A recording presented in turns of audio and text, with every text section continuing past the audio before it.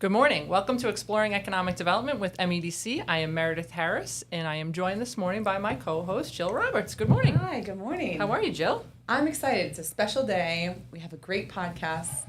I'm going to try not to get emotional about today's podcast. You're not going to get emotional. Yes. You're going to be fine. Yes, we have two very special guests with us today, but we got to recap our last episode, which was episode 39, and we had Alicia and Amanda from both Luna Pines and Magic Color & Co., who have been down in the sheds all summer, the pop-up sheds, so they told us a little bit about the sheds and how their experience has been and gave us some thoughts about the retail market going into the holiday season. Yeah, it's definitely an episode you want to go back and listen to if you haven't already. It was great to kind of hear their processes and what it was like to be there, you know, their plans moving forward and everything, And I think since that episode, we've actually decided to extend the shed. So they've been open this whole time. They will be open until December 17th, which is the date of the holiday stroll here in Marlborough. And so anybody that has not been to the sheds yet, make sure to get down and check it out before they close. Great for buying little gifts.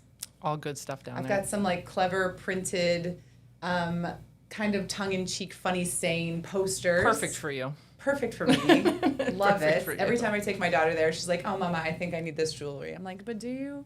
But she does. She does. She really does. Support local. Support local. That's right. So we are streaming right now to YouTube, Facebook, WNCT TV, maybe LinkedIn. We'll see. We'll see how it goes. LinkedIn is a little finicky. But if you would like to join the conversation, if you have any questions or comments, you can comment them live, and we'll be able to see them, integrate them into the show. Right. Yeah. So we have a repeat guest. So one of our guests, we have one repeat and one newbie to the podcast. But Mr. Mayor Arthur Vigeant is back with us for his third appearance on the podcast. But he is also joined by Trish Bernard, who is his executive aide, been with him for 12 years, Trish? 12 years. 12 years. Day one, you were there. Yeah. Yeah. So welcome. Thank you both for being here this morning. We appreciate you being here. Thank you for having us. Yes. Mr. Mayor, good morning. Good morning. How are you? No breakfast today. No breakfast today. Where's Dave Walton when you need him? I know. You know? I think the first time we had you on, we gave you a full cake. Remember I know. that? Yeah. Yeah. That's No okay. cake We today. can do that again. We'll do that We'll again. go after. I missed out on that. So I want to let Trish introduce yourself because you're new to the podcast. Let everybody out there know you're kind of like the behind-the-scenes engine at the mayor's office. You were there on day one with Mr. Mayor many moons ago. But please tell us a little bit about your background, what you've been doing all these times, and are you looking forward to January? Yes, I am. You are. Well, before I started with the city of Marlborough, I worked for a turnaround management company out of Natick for about 5 years. And we did receiverships and liquidations, and, you know, it was a little stressful at times. I bet. So I needed a change, and I ended up in the city of Marlborough. That's awesome. So and so 12 years. Yeah, I started out as the admin, so, you know, the front desk person, and managed the office for 9 years, and we went through some staff changes, and then I moved seats and switched hats. And How long have you been in the aide role? Like a couple years, 3 right? years. Yeah. Yeah. So it's 12 been years. 12 years. it's been fun. You know how everything runs over Yeah, there, right? Don't you, yeah. Trish? Yeah. Even when I had the great aides, I had Nick Milano and Mike Berry.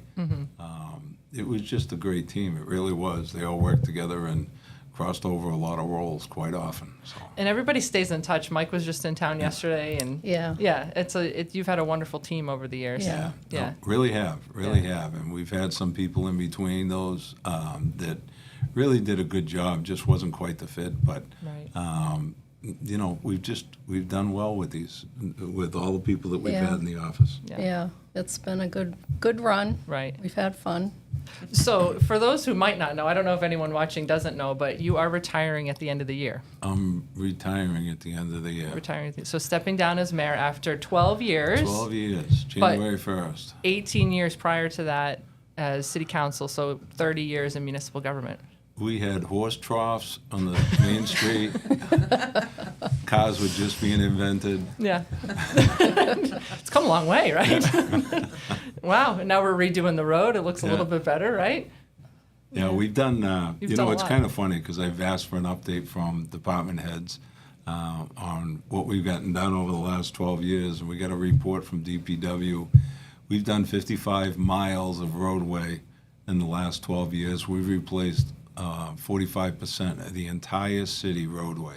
Wow. So hopefully we stay on track. My commitment was to, spend $5 to $7 million every year to try to get the roads done in a 20-year period, and we've exceeded that spending. But right now we're at about 45%, and hopefully the next administration and the one after that will keep it going. Keep it going, right. So 12 years ago, you're city council president at the time. What made you want to run? Why did you want to run for mayor? What was the motivating factor? I worked with a few different mayors, and I learned from all of them. You learn the good things, the bad things, things you should do, things you shouldn't do. But I think I was a thorn in their side because I didn't realize until I did decide to run that I wanted to be the decision maker. And it was great to be the number two person, or, the person doing the legislative agenda and getting through the council. That was a lot of fun. But sometimes, I wanted to do things my way instead of the mayor's way, and that's where the conflicts happen. And the mayor's in charge. The mayor's the executive, does the day-to-day operations. Mm-hmm. The legislators, they pass the laws and they approve the budget. Those are the big things, special permits, projects like that. Mm-hmm. But I saw myself in the role of the executive, and that's when I decided to run, and went up and talked to then Mayor Stevens and said, I'm thinking of doing this, and started knocking on doors and moving along just fine. She was stepping down, right? Yeah, she was. Yep, she was stepping down, and I had a little bit of baggage over the years down on the city council. No way. A little? I don't believe that. No, it was a different role. So Yeah. as a legislator, it's a completely different role. Right. So things were moving around pretty well all summer long until probably a week or two before papers were due, and a young attorney in town pulled papers, and Oh, was no that one close? knew who he was. But luckily I came up with 42 extra votes, and That's all it takes. That's all it takes. But he was a good guy, and it was just a surprise. But I think it was a lot of things that I did on the council. But it's again a different role, and Right. You have to change that whole mentality when you're in the fourth floor. Well, and you've changed a lot since then. I mean, we sometimes will look at all the old footage and the council days, and times have changed too, right? I mean, things are different. But were there any projects in particular that you wanted to get done when you began as mayor? Were there things you're like, okay, I got to get this, and this done, or was it more, I'm going to see what comes my way? No, it was one or two at a time. Taking a look and moving forward, and staggering them. So the debt service, doesn't hit the taxpayer all at once. We tried to stagger projects. We basically paid cash for the senior center. We had the cash available, so we used a chunk of that. But, keeping the taxpayers and the services of the city in mind. So last night we sent down our last tax rate classification hearing, and the average home in the city of Marlborough is going down $189. Awesome. Probably unheard of anywhere else in the state, but the average home, their tax bill It's going is down. going down $189. And that's because of the strong new growth we have, the commercial, industrial that we have in the city that pays a higher rate. And it's keeping that balance to keep the residents content with the traffic and everything else that goes along with it, but having a vibrant community. Right. So, Trish, take us back to 12 years ago. He's thinking about running for mayor. He gets in. You take the job. Was it what you expected, or did you even really know what to expect? You didn't have any background in kind of politics or municipal government. No, I had no idea what I was getting into. And you stuck around, so that's pretty cool. No, I didn't know. You didn't know. No. So what was different, or what were things that you weren't expecting, or I guess what were the aspects of it that were fun or challenging? What were you not expecting? I think some of it is just, you think you go in and you're going to get this, this, and this done, and you have your day set in your head, and the littlest thing throws off your whole day. Yeah. And it Yeah. could be a few inches of snow, could be a water main break, Right. could be a fire. I remember early on we had a couple of back-to-back fires, and the Lake Williams fire, and a lot of people were displaced, and the phones would just rang off the hook. Right. And the majority of the calls were people in the community that wanted to help. Oh, So, wanted to help. That's yeah, pretty cool. Yeah. Wow. Yeah. Wow. Yeah. Same question. So, challenges, was it what you expected? Were there things that you weren't expecting when you took the role? Or I spent a lot of time with Mayor Stevens. In fact, got accused of being the assistant mayor more than once. Because my feeling was if we were working together and the council supported her, the council could get the projects done that they needed to for their residents and their neighborhoods. So Right. it was important for me to keep that relationship with the mayor. And so I was, with her and making decisions or giving my 2 cents toward making decisions right along the way. The thing that I, for some reason, never thought of, as soon as I took office, this stays with me 24/7, and next to my bed, and right out of the gate was ringing in the middle of the night with fires or water breaks. And I've always told my department heads that if you want to know about an issue that happens at 2:00 in the morning, I want to know about the issue. Right. So I'm not surprised. So that's just simply a question of send me a text. Right. Just so I know what's going on. I can think about it for a minute and decide if I have to get up and go to the event. Right. And I did that with a couple of the fires. But it's just really a question of I want to know what's going on. So when I wake up in the morning and go into the office, I'm not bushwhacked by some reporter or an issue that I didn't know about. Well, so I've worked with you for almost 9 years now, and the number one takeaway was always, I don't like surprises. Don't like surprises. Don't like surprises. Good, bad, ugly, whatever it is. As long as we know what it is, we can handle it. But don't let me walk into something, and not be prepared for what we're Yeah. doing. So that's a good management style, I think. But so Trish, you told us a little bit about the challenge. What was the most enjoyable? Something had to have been enjoyable for 12. Keep you around for 12 years, right? Working with me every day? Are you kidding me? That's right. Hey. I think the biggest, my biggest takeaway is just helping people, Yeah.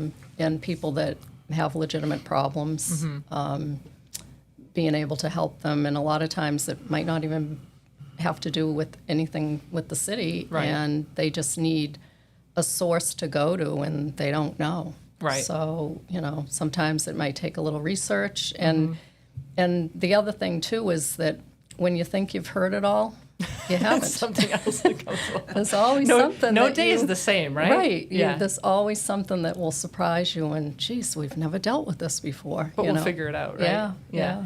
You guys both know, but I worked at the State House for years before I came to Marlborough. And the constituent services was my favorite part too. It was being able to solve a problem for somebody it's rewarding. Yes, Right. exactly.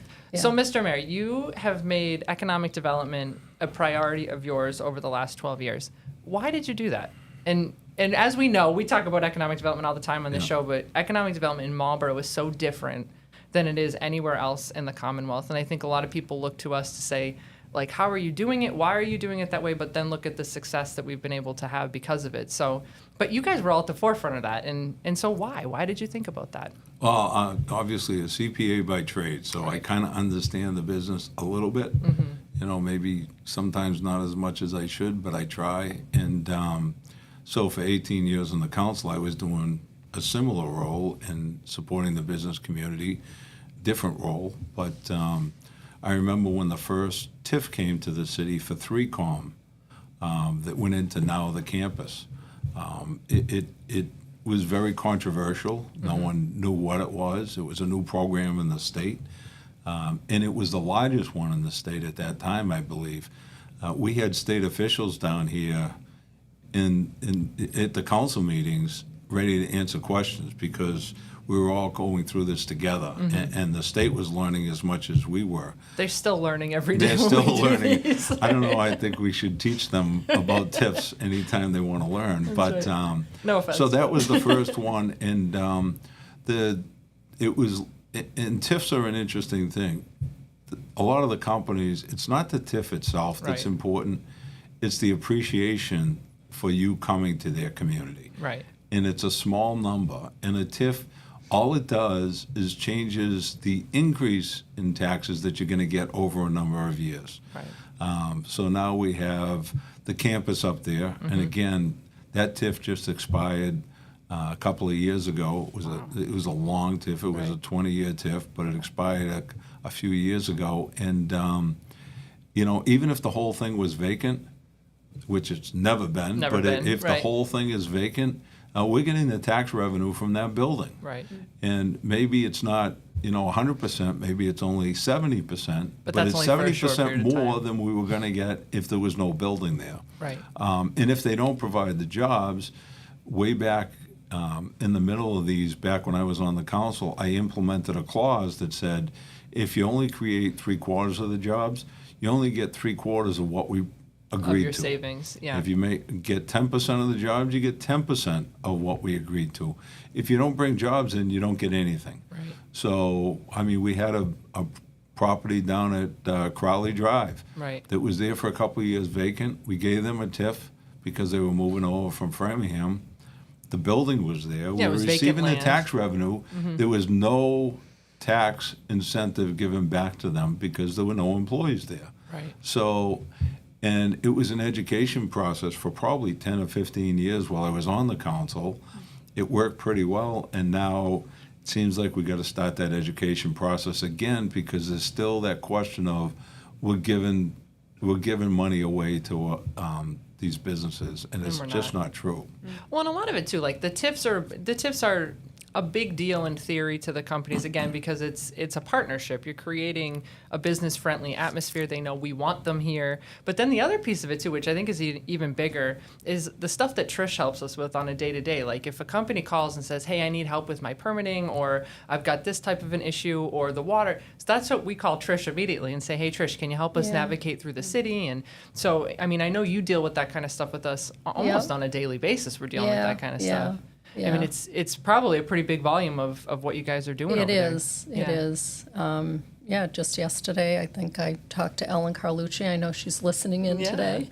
And she, needed to find out a few things about their land or land adjacent, which Right. is city-owned, and, just takes a quick call to the DPW and take care of it. Right. And it's so helpful. And I think that's why companies continue to look to Marlborough. And but so tell us a little bit too about, so we're talking about TIFs, but then this idea of bringing people to the community. Why is that so important? You're a small business owner, and the rocks on Main Street, the lost shoes. Why is it important for them? Our catchphrase from one of the first episodes, the big fish feed the small fish, right? And that's something we've always talked about. But why is that so important to Main Street? It's just so true that, so the New England Sports Center, a big facility, I still believe it's the largest indoor facility in the world, but they bring 45,000 room nights a year to the hotels. So they're filling our hotels, and while they're here, they're having 3 meals a day. So it's another 150,000 meals in our restaurants, a year. You talk to the small businesses. You go talk to Craig Hunt and ask him when the buildings were all vacant during COVID, how was business? Or you talk to Bob up at Rocks, same thing. How was business when, Fidelity moved out of town? Did you see any change in your business?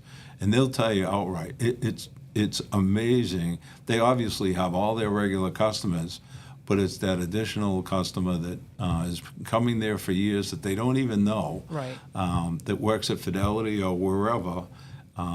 So when they left, it was a little scary. I was just coming in, and both those buildings down where Quest and GER and TJX is, that was all vacant and vacating. And it was a scary time. It's like we got 1.5 million square feet of space here. What are we going to do with it? No one in it. It's Right. like, this is great. We can do it, indoor pickleball court, but we I don't think anyone liked pickleball back then. It was a thing back then. no, there was nothing back then. So, But it's full now. they're all full Yeah. now, and but you see, like you just said, it's feeding the small fish, the small business that's out there, Right. and the ones that pay attention to it, like Melinda down at La Shoe, Wellies, they understand how important it is to have those businesses in town, Right. because it keeps their businesses going. The little corner pub can't survive today because of the cost of insurance and employees Everything. and benefits and everything else that go with it. So it's bringing in the volume you need to keep that thing going. Right. So you have been recognized by this in the state of Massachusetts for your Yeah. economic development efforts. BASECON, we've had the Secretary of Economic Development said a few words for you a couple weeks ago. What do you consider, it's probably a pretty loaded question, but what do you consider either your biggest success or maybe your top 3 from an economic development standpoint? I mean, Wow. we've done a lot. Probably hiring Tim and you. Oh, hey, Yeah, okay. No, We didn't even pay him to say that. We should have got the cake, Yeah, no, it's having the right team in place, first of Yeah. all. We've gone to visit tons of companies. I'm We sure have. you keeping a list. Over 400. I stopped keeping a list during COVID, so I got to go back and update it. But my guess is we're over 300. 400 visits to different companies, and that's small one-person operations. Right. And go up and visit Mike Mahoney about every 18 months up Right. at Boston Scientific, So it's meeting all different size companies. It was a little difficult getting in there at the beginning because they thought I was going in with my hand out. Right. Then when I think they realized we were just going in to say, what else do you need Right. to keep growing in the city of Marlborough? Not the handouts, but is there a sewer hookup that's a problem that we can fix? Is there a light that we can call National Grid on, or I can ask Trish to call National Grid on? Right. I don't do anything. I call her into my office and just tell her what I need done, and somehow it gets done. But some of it just falls into place. I know when we had one of our employees had one of their son died while Nancy Stevens was in office, and the two of us were supposed to be going with Joe Zink down at TJX, and she couldn't make it because of that catastrophe of the young guy dying. But she sent me down, and it was kind of a new situation for me walking in, and Joe Zink was pretty nice about it. He's the one that bought the old digital building, and great guy. TJX decided they were going to go with him. They decided to take the Fidelity building, but working with him and that project there, that was I don't know if I could say second to none, but it's got to be in the top 1, 2, 3. Yeah. The revenue now coming into the city of Marlborough with Whole Foods and Cytiva and Quest there, and TJX there. We still have an open space if someone wants We do. another building down there. Yep, give us a call. And then the apartments that go with it and the Hilton. So it's just generating a ton of revenue for the city. The Apex Center was funny because I mentioned Mike Mahoney up at Boston Scientific, and he'd always ask me about the white tablecloth restaurant. Right. I don't like them a lot, but when I have certain people come to town, they want to go to one. We don't have one. We don't have one. So I've been trying for 12 years, so that's one of my disappointments that we don't Okay, have that. all right. But I called Joe Treller and asked him if he would talk to his partner in crime, Robert Walker, and can we get a white tablecloth restaurant down here? And it's like, let's come down and look. He basically brought in a quick plan for the bottom of where the Apex is now on the back of a napkin or a sheet of paper. And it was like, we can work with this, but why not do the whole project? So he came back a couple weeks later with the entire layout. And I don't know, I think it was like 18 months later, we were opening the Hyatt. Well, It was unbelievable how fast the council worked. They were all working together. Right.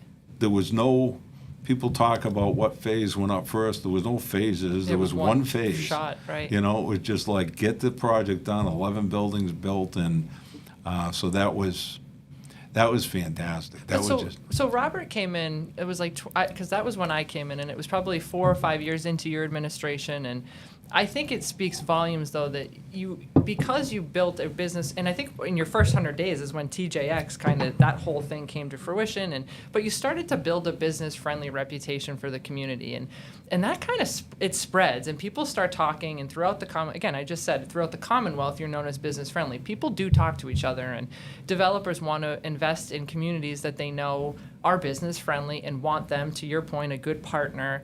And you were able to find Robert Walker, and he quickly jumped all in to invest in Marlborough because of what you guys were building already, which I think is just kudos to you guys for being able to do that, because it's not everybody is able to do that. And then once you do it, you can find really good developers and have a project go from pencil to completion in less than 2 years. Yeah, no, and that's incredible. He did a great job. His motto was, give me my approvals, get out of my way, and I'll do a good job. And he did. He did. He scared more people here than I did. But no, it's a great project, and it brings in $1.5 million to the city every year. We talked about the top 10 taxpayers last night. That if we just wiped them off the city of Marlborough and said, all right, that's all green space now. Those businesses aren't here anymore, and a couple of them are apartment complexes, which we have a housing shortage, so it's important to keep those going. Good ones. Right. Keep the good ones going in the city. If those 10 taxpayers were gone, the average tax bill in the city of Marlborough would be up $600. So I think that's important for people to understand. So without business in your community, your actual tax bill that you're paying on a regular, that goes up significantly. That building over there across the street, the costs are not going down. And this is the Arthur Bergeron of the world, saying we have to make the pie bigger. And he's the one that came up with it, just before I was starting, that the pie is this big. Right. Well, every year insurance costs, and we have to add 2 police officers, and we have to buy a new fire truck. So the pie gets a little bit bigger without providing any additional services. Someone's going to pay for that. Right. So there's only 3 or 4 places the money comes from. So that's why it's important to bring the commercial in to pay that additional cost for the city, because the pie keeps getting bigger. We're a $200 million operation. Right. So just a little itty bitty thing there, right?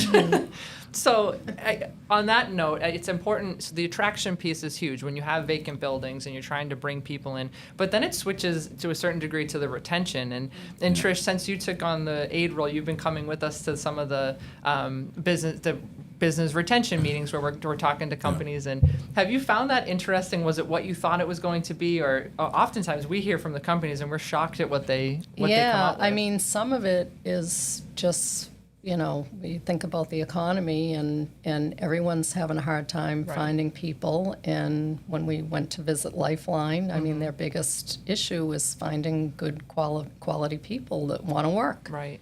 And they have some really innovative programs, and so it's like let's help them get the word out. Right. And for years we did the job fairs. I mean, I think again, kudos to you for being.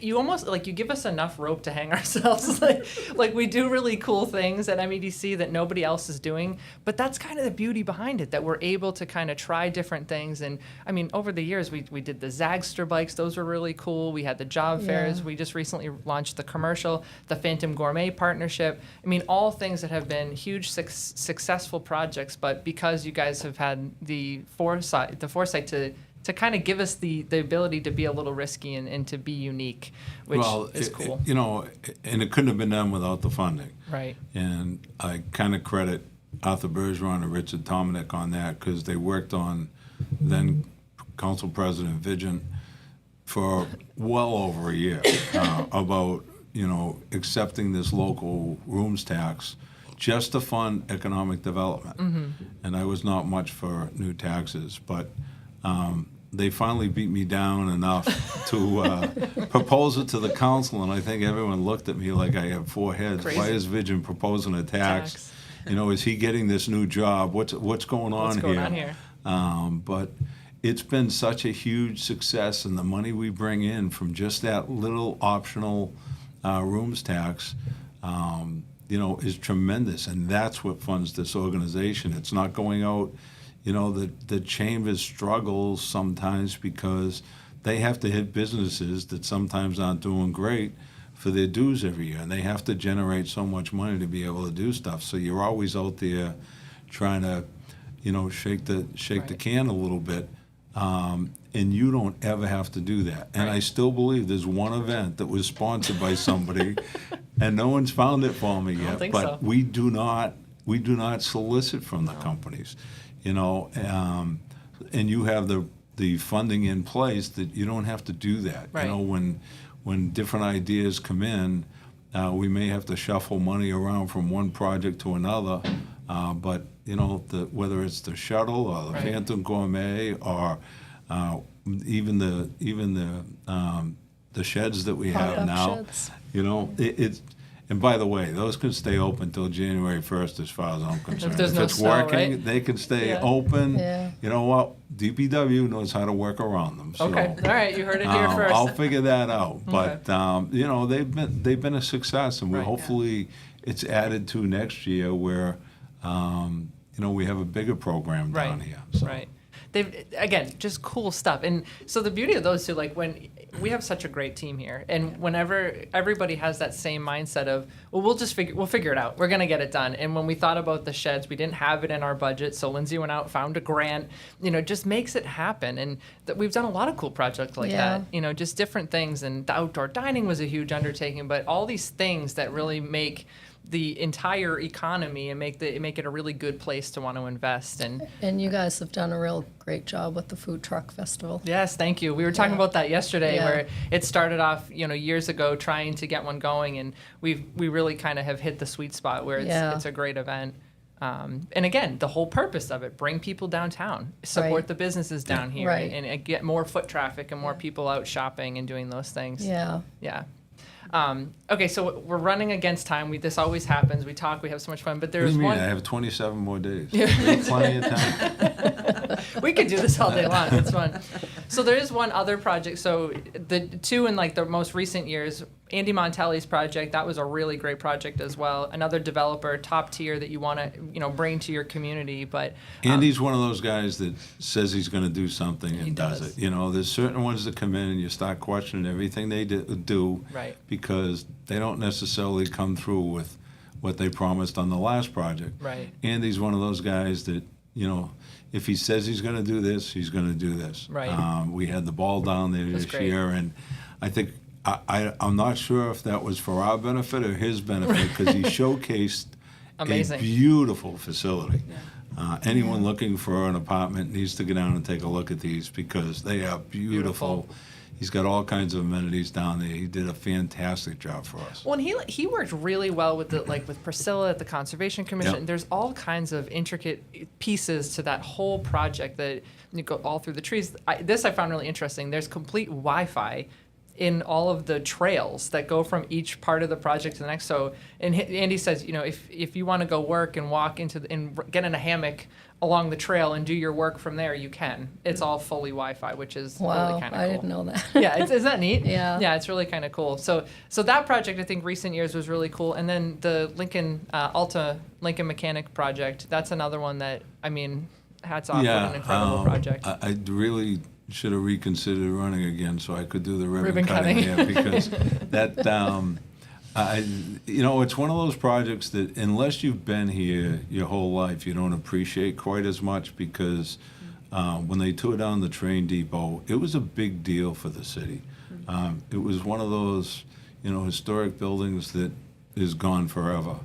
And since then, the city's been trying to attain it. I remember Mayor Morrow calling me and telling me, I got it. I said, you got what?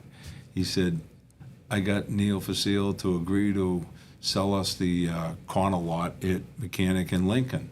And I said, oh, great. I don't believe it, but that's great. Well, good for you. So next morning he called me back and said, he came in here and changed the freaking number on me. Shocking. So when I ever got the call to say you were interested, we jumped on it. We came up with a creative idea how to fund it through this organization. The council was on board and took a huge leap of faith to give us the money to buy the lot. And we sat on it for a while. Right. There were a lot of opportunities to put a gas station or a convenience store there, and that was the whole intent on buying it, was to not have that there, Right. to control what actually went there. So we've had a few people come through the door that wanted to do a project and didn't have the bandwidth or the finances I mean, it's to a do it. huge project. Yeah. Yeah. And when Wood came through, you seemed more excited than you had been on the last few projects, and it was like they have the deep pockets to do this type of project. Right. And council again supported it. We're going to end up with a parking lot at the corner of the rail trail with facilities there, and the parking lot across from the Kelleher Field is going to be paved over. It's blocked off now so they can start prepping it. The parking garage is just about up. We picked a groundbreaking. I don't know if it was 20 or 30 below zero that day. It was pretty. it was pretty cold. It's pretty cold. But you know, they got everything out. It's cleaned up now, and you know, I'm looking forward to that opening. It's going to be a great mixed-use project, and another one of those wins for Lincoln Street. You know, we've had a few along the way. It's all been repaved. We just got a MassWorks You just got grant. another MassWorks Oh, you grant. just got a MassWorks grant for us to finish Lincoln Street. Right. So we'll be doing from Bolton down to Cashman, and you know, it's going to be a great area. So you mentioned MassWorks grants. You have made a couple comments to me over the last few weeks of the importance of the MassWorks grants in the streets in the industrial park and how you've utilized those, which I think is really the thought behind that. Can you tell us a little bit about how you pick which streets to go for the MassWorks? Well, you have a couple requirements. You have to have some housing piece to it. You have to have a development piece. And we've really taken advantage of it. And I think over the 12 years, we up to 5. I think we're up to 5. I thought it was 6. So Is it 6? It's 6 grants, and I Six. believe with the last one, Okay. it's like 17 million. Yeah, Yeah. it's been a lot of money. And there's some communities that don't even apply for this. Right. For us, you know, my former chief of staff, Mike Berry, is the one that applied for the first one. He said, I really want to try to do this. It's like, all right, I don't know anything about it. We were brand new. He did the whole thing, took a ton of time. Right. And ended up getting money for Cimarano Drive, so it was great. That's awesome. But since then, we've really, every year or every other year we apply. We have a consultant, April, that we use is great. regularly, and we've used the same housing project for 2 or 3 different MassWorks grants. But you know, it's whatever it takes. But we're utilizing it and making it better. I don't think, you know, all the times that Charlie Baker or Karen Polito or before that, the Val Patrick came to town, they were disappointed in how we were using the money. Right. When I know Lieutenant Governor Polito came down the last time, we still don't know why she was coming. She just wanted to pop in, check out the wood project. Right. And then she said, can we take a walk? And we walked down Main Street, and I said, yeah, we're looking for another one for this. All right, just apply. We'll take care of it. Right. So it's building that relationship. They were and great partners. They were great Yeah. partners. And you know, it's new, but I'm optimistic that the new administration is going to be the same. I've worked with Kim Driscoll in the past, and she was a great mayor, and I'm sure she'll do a great job as lieutenant governor. She understands what the communities Exactly, need, right? exactly. It's so important, but also having that connection. I mean, Trish picked it up from working in the office for so many years. Right. But when I hired Mike Berry, he knew the people in the Right. State House. When we hired you and we hired Nick, they knew the people in the State House. You know, Nate, that we had in our office, Yeah. knew the people in the State House. Kate knew the people in the State House. Right. It's so important to know the people that can get Things your done. paperwork to the right Right. right pile. Right. Like I said, when jokingly but not jokingly, when I walk in the office and need something done, I call Trish in Right. to get it done, and it's no different down there. No. we call the state rep and it's great, but if we call Jennifer, we'll get it done a lot quicker. It'll save a step. And the rep, Gregoire, can still get credit for it because it's her staff that's getting it taken care of. And it's getting the good staff in place to get things done. So. Right. So we were talking a little bit about the Lincoln Street project and the rail trail. You told me yesterday there was 2 votes that you've taken in the 30 years that you regretted. Do you care to tell the viewers? When we were doing the rail trail, I just was never a big supporter of that. That blows my mind. I just didn't believe anyone was ever going to use that rail trail. Yeah. Now, since I've been mayor, we plow the rail trail. You've done in a the great winter. job with it. Right. You've done a great job Because with people wanted to use it. It's Yeah. like, well, if you want to use it. So my buddy Scott DePlissy over in Hudson called me one day and he says, "You're plowing the rail trail from snow?" And I said, "Yeah." He says, "Will you please stop? Because now we're getting calls from people that want ours plowed." But if people are going to use it, I've always been a believer that if people are going to use something, I'll build it. I don't care what it is. Yeah. If they're going to use it, and it's for the benefit of the city, we'll build it. Right.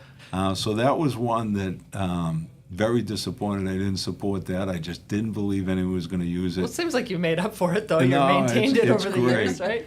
And then the other one, it was kind of like something really close to my heart because I grew up there, but Jericho Hill. Yeah. So we used to go up there as a kid. We're members every year, little kids, and we'd at the end of the night we'd ski down the side of the road to get home That's because awesome. it was down the bottom of Brigham Street. So we'd walk up and spend the night there. When the toes closed, we'd just ski home. And a lot of good friends up there, but grew up there. And then the proposal came in to turn the ski hill into a soccer field. And it's like, not grasping the concept here. And if you have a soccer field, it's going to bring too much activity. The neighbors aren't going to be happy. This is not a good idea. So another one that, I don't know, that one pretty has well. turned out unbelievable. Yeah. I live down that way now. There's kids out there playing All the time. basketball every night. That's awesome. They'll be out there until the snow comes. Right. They don't care how cold it is. Great facility up there that people rent and sledding we use the sledding. So when I first started as mayor, there were signs up that said no sledding.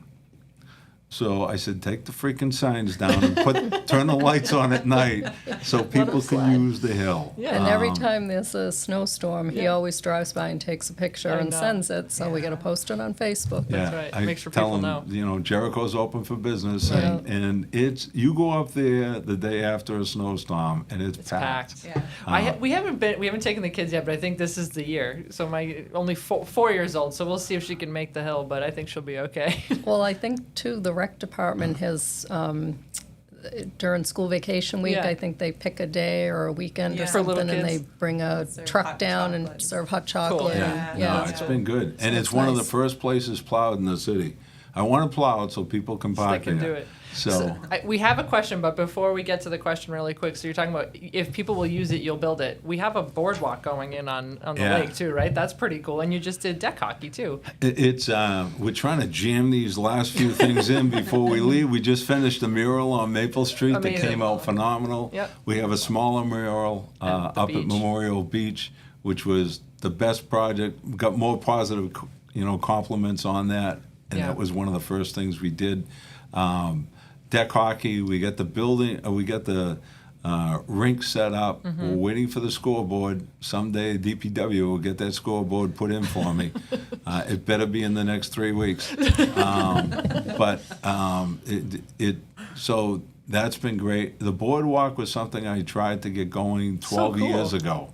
It was told, sorry, DEP doesn't want anything in the water. Now they're allowing them in different places, and it should be done in the next week or so, and people will be able to go out there and, it's not used for drinking water anymore. Can It's you just not very used- clear for people It's in the not back? used for drinking water anymore. Perfect. We buy all our water from the MWRA. Right. And if you haven't noticed, your water rates were flat last year. There was a 0 increase in your water rates last year. Well, and also just point of clarification, the funds were specific that they couldn't be used for other things, Right. correct? It was Correct. they were needed to be used for recreation infrastructure. So I think we were able to do that. We were hoping to do a wood boardwalk kind of on the side. That originally came in at about $2 million. When we actually went out for the specifics, came in at about $7 million, and figured that would be an issue. And this was an idea that came up through Tom DePercio, our engineer. They have one down in Franklin. We Super went down cool. and checked that one out. DPW commissioner down there said it's fantastic. People love it. It's beautiful. But the only thing that again, wish I had done this a year ago, so I could have got the fishing all set, got people to understand it is not used for drinking water, and we could get kayaks and rowboats down there. I know Chuck Thibodeau down at Recreation is already trying to come up with an idea for kayaks down there. Awesome. Wow. So we're hopefully going to see that out there next year. We'll be the guinea pigs. We love to do that stuff. 100%. Absolutely. Company outing. The company Yeah. outing, that's right. Lindsay, look for a grant. That's right. She's probably already on it. All right, question. What have we got? We just got a couple comments I want to make sure that we integrate. Trish, you got a shout out. Ellen you. said, thank you, Trish. You're a tremendous resource to me and all of us at UMass Memorial Marlborough Thank Hospital. you, Ellen. Without Marlborough Hospital, we would have never got through COVID. Yeah. They Yeah. was such a Yeah. huge partner for us, or we were a partner for them. I mean, they led Yeah. the charge. Worked both ways. Well, it's so the- funny. I just said this yesterday. Like you led the city through a pandemic too. We often kind of brush over that because it wasn't fun. Well, and we want to forget about and it. we want to forget about it. But I mean, that in and of itself was a huge undertaking, and we had good leadership, which was great. Ellen also mentioned the New England Sports Center and the Yes. City of Marlborough were great partners during COVID. And testing time. site was a huge benefit for residents of the city and beyond. Did Absolutely. Ellen mention that I was born in the Marlborough She Hospital? did actually, yes. Wait, you were born in Marlborough Hospital? really I was. I know. What a Yeah. surprise. And then we also have a comment from Luis da Costa. Hi, Luis. It's great to hear about the many important and awesome projects brought to the city during Arthur's time. Congratulations to the mayor and the MEDC for your excellent work. Thank you, Luis. Thank you. All right, so before we let you go, we have one more fun. We're gonna have a little fun. Last time you Fun. bushwhacked me and freaking. I know we're gonna try not to do that, and it's also, they're not softballs either. But we're gonna throw you a couple of questions. All right. Trish, feel free to also jump in if you'd like to answer the questions. So we'll start. We got a couple pictures, and then we have a couple actual Wanna do questions. pictures first? Sure. Let's Okay. do it. So it's called Name That Location. I didn't do well on this last time. All right, so this first image, if you can see it, it's right above my head. I think we printed out some copies for you as well on the table. So So this first one up, see a couple flags. that's Quest. Woohoo! All right. So we don't have the little. Ding, They ding, did ding, all our ding, ding. testing for Moderna and all the test kits. So That's right. a phenomenal, big partner for the entire world when it came to COVID. That's no big deal. No big deal. All right, we've got our second picture up here. So if you toss that first Yeah. one. All right, toss the first So one. just so the viewers know, there's a That's- monitor up behind my head. It's hard to see. So that looks like Ken's Foods. That is They've been a Ken's Foods. staple in the city. Do we have a bottle of Ken's dressing? No, we need to get you Ken's some though. Italian. Yeah, Yes. we need some restock. No, I've been a staple in the city for 100 years, and Andy Crowley and Joe Shea, that passed away a few years ago, the owners of Ken's Foods, have been here and got nervous when they were looking for space elsewhere. They said, no, we're not moving the headquarters. We just need some warehouse space. So we were happy they found the warehouse space in Southborough, but their main headquarters is here, and And been a they've been great growing. partner for the city. Yeah, and most people probably don't know, but they do Sweet Baby Ray's there too, which is amazing. And Yeah, they- more importantly, they do Ken's Italian. Italian. So, fun fact for the viewers: the mayor has a bottle of Ken's Italian like in your desk at all times. Everywhere. All times. Yeah, it's kind of And funny. it can't be You can use that. zesty. No it can't zesty, be no any- golden. No, any I other don't want the other stuff. alternative. None of Has these to be zesty, none of this stuff. I just want Ken's Italian, not creamy, just Ken's Italian, and Simple. and it's kind of like duct tape. You can use it. You can marinate steak with it and hamburger. You put it in foods. It's great. It's you very use it for versatile. everything. All right, next one. All right, we've got a group picture here. Bunch of smiling faces. So that's it. I think that was when it was GE. Was that still GE Healthcare? Or is it So I see Cytiva then? Brian in there, so I think it was Cytiva, but you got Okay. it. That was the former GE space, which is now Cytiva. Yeah, no, Brian was a great partner Yeah. working with the MEDC and on our board for a number of years. So that was the day we had Mass Life Science Center come out, and we did a couple of tours that day. We did resilience, and yeah, it was fun. We've one of those 400 tours. All right, we've got 2 more photos here. So we went by that the other day. That's the campus. That's where that first TIF was for when 3Com was deciding if they were going to build in Marlborough or if they were going to build in Roxborough. And the decision was being made out in California. That's crazy. So they don't know the difference between Marlborough and Boxborough. So we came up with this program, or the state came up with this program, and we jumped on board.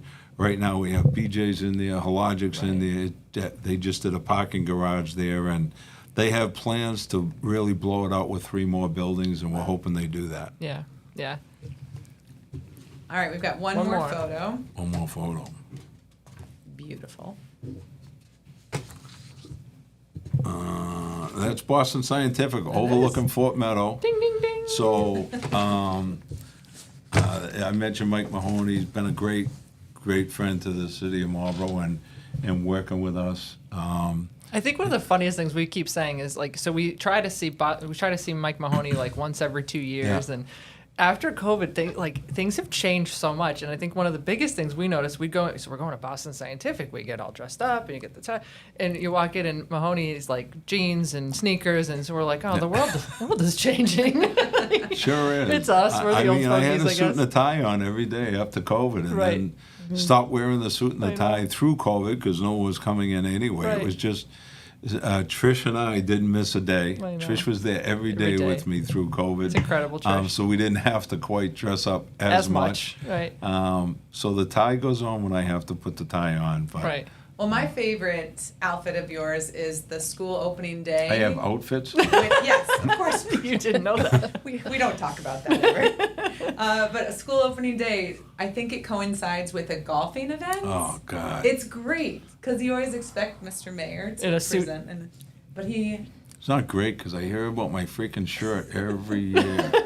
It's just, so I actually threw that shirt away because I didn't want to hear it anymore. But opening, I up until this year. This year I did play a little more, but up until this year I would play golf once a year, and it would be for the Marlborough Hospital, UMass Marlborough Hospital golf tournament. Yeah. Just a great tournament they have for a great cause, and. So I would play that, and it always seemed to be the same day as opening day when the MPS teachers come in. faculty, And it's like, I look like one of the teachers there in shorts and a T-shirt. So It's my favorite outfit. It's good. Outfit. All right, we got 4 more really quick. And the reason we're asking you these because it's just really cool things about our companies, and we should give them all a couple of plugs before we hang up, right? Absolutely. So 4 more questions. They're easy, though. Yeah. Do you have them, or you want me to I ask do. I them? have... All right. Okay, what Marlborough company is working to build the industry's leading mRNA vaccine technology? we got a couple different vaccine companies, so I'm How about the newest company in Marlborough? Oh, you mean largest. Moderna? Moderna. That's right. Well, when they ever came to the city, they bought a spec building. It's 140,000 square feet on Hayes Memorial Drive. Right. People that have been around a while would know it as the A&M. Yeah. It's all been repaved, so get your cars ready. But they're down. They're adding 60,000 square feet to it before they move in. So, again, another one of those. We just did the groundbreaking. The council came through for a small TIF agreement with them, and we're hoping they can expand here. So They're great. We just toured the site a couple weeks ago. Yeah. They're going gangbusters. Quick. So Yeah. it's cool. All right, next one. In October of 2020, which Marlborough company had performed over 22 million COVID-19 tests? the tests were all done at Quest. It was unbelievable. It was just It's kind of crazy. they were just knocking it out of the park. Right. It was great. You know, if you think about it, we have the two leading companies through the pandemic here in the city of Marlborough. It's amazing. And Hologic played a part in some of that also. So Right. it just,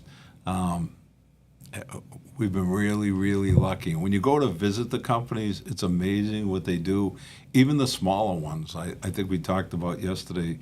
We have 2 companies in Marlborough that were doing portable age testing machines that they were selling to some of the third world countries for testing. But 2 different companies in the city of Marlborough. It's crazy. You know? And they're all like in the same ecosystem. Yeah. Like Cytiva provides Yeah. things for quite, like it's Yeah. kind of cool. Yeah. All right, 2 more. Which life science and biotech supplier is located at 100 Results Way, right next door to Quest? Oh, well, it came in as GE Healthcare and turned into Cytiva Cytiva. along the way. That's right. I don't like when company changes names. It screws us up a little bit. It is confusing. It took me a while to Figure it out. come out with the Cytiva thing. I I know. kept calling it GE, and they were all looking at me. I know. All right, one more. So this was your first project when you became mayor, but which global off-price retailer moved to Marlborough in 2012? So when TJX came here, Yeah. way Ding, back ding. at the beginning, it was interesting because the owner of the original owner of TJX that started it, he and I were able to have a chat when we did the ribbon cutting down there. So we were talking, and he said, "I used to live in the city of Marlborough." That's I said, awesome. "What?" He said, "I lived in Marlborough when I was first starting the company, in some apartments on the other side of town." And I kidding. said, "The only apartments that were around back then, in the late '60s, '70s, was, I think it was the '70s." Was Royal Crest. And he said, "That's it. I lived in Royal Crest." I said, "You lived in Royal Crest?" And he said, "Yep, I lived there for a while because I couldn't afford anything else." Wow. And he had warehouses and garages for his inventory, but What a success story, huh? just unbelievable. I know. But it was great to have him here in the city of Marlborough. We were worried about them too. In COVID, it was like, okay, who's not going to come back? Yeah. And they've done pretty well. They're bringing folks back, and I think that's kind of shifting back to people being at least needing the space to host folks Right. when they come back. So. And that's Yeah. why we put in those agreements now that they Right. have to have on-site On-site people. jobs. Because some of them had talked about, well, can I have remote Right. employees? And it's like, that doesn't No. do us any good. Right. Right. So, Right. You guys, this is great. Thank you for being here. Thanks for joining us, Mr. Mayor. Your 3rd time on the podcast, probably, hopefully not your last, but your last definitely as Mayor, Mayor Vigeant. So we appreciate everything that you've done for MEDC over the years, and Trish, you as well. You've been with Thank us all you. along the way, and thanks for joining us today. It's your first appearance, but maybe we can get you to come back and do another one. We have a lot of fun. So next know time, already, maybe I'll stay have a behind the 3 or scenes. 4 day, beard? 3 or 4 day beard and a fishing pole, and maybe one of my grandkids with me. We'll come down. We'll come down to the boardwalk. There Maybe you we'll go. find you there with the Yeah. fishing pole. That's great. Well, again, bittersweet, but thank you guys so much both for being here, and thanks for everything you've done for MEDC and the city of Marlborough over Thank the you. last 12 years. So, thank you so much for tuning in, and we look forward to catching everybody in the new year for episode 41 of Exploring Economic Development with MEDC. Have a great day.